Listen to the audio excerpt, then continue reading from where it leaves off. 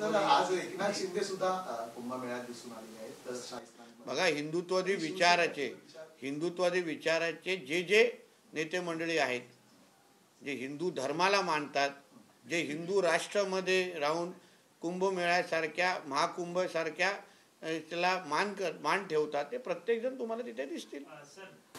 ज्या पद्धतीने काल नीलम गोरे यांनी जे वक्तव्य केलं, आज संजय राऊतांनी मात्र एकदम खालच्या भाषेमध्ये टीका जी आहे ती नीलम गोरे यांच्यावरती केलेली आहे.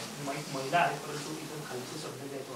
बघा, संजय राऊत महिलांबद्दल त्यांचे काय विचार आहेत, कधीतरी डॉक्टर स्वप्ना पाटकरला तुम्ही विचारा. आपण पूर्ण महाराष्ट्राने ऐकलेले आहेत.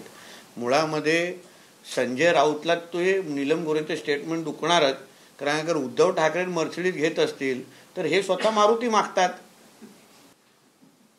म्हणून त्यांना झोमणारच. मालकाला मर्सिडीज द्या आणि नोकराला मारुती कार द्या.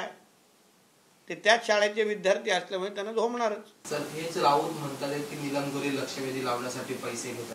एक लक्षात घ्या, उद्धव ठाकरे आणि कुटुंबीय आजपर्यंत, आम्ही अनुभवापोटी तुम्हाला सांगतो, आमचे वडील 39 वर्ष शिवसेनेमध्ये होते. उद्धव ठाकरे आणि कुटुंबियांनी आजपर्यंत स्वतःच्या पैशांनी साधं जेवले पण नाही आहेत.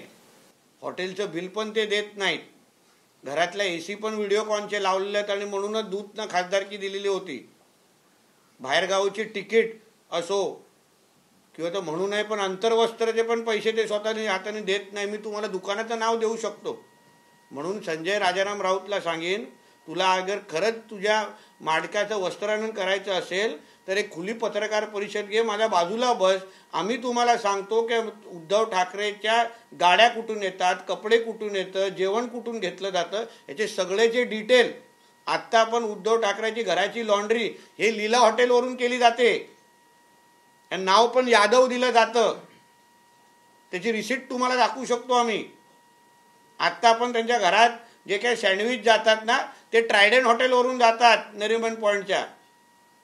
म्हणून आमचं संजय राजाराम राऊतला सांगेन, आमचं तोंड उघडायला लावू नये. नीलम गोरे ताई ज्या बोलल्या ते योग्य बोललेलं आहे. अजून तुझ्या मालकाचं वस्त्रहरण करायचं असेल तो बोलत राहा, आम्ही अजून माहिती देत राहा. चला ना बाबा, आता चांगले कारण होतं.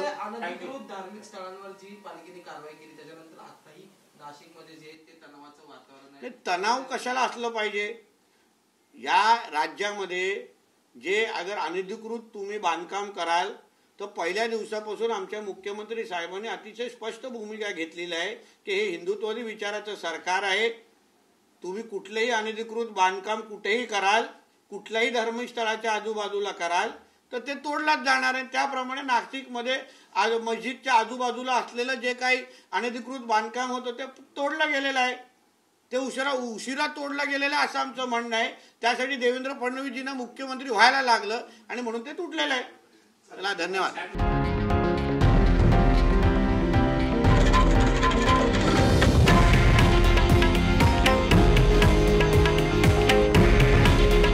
हे आहे देशातील नंबर 1 न्यूज नेटवर्क आणि आपण पाहत आहात TV9 मराठी.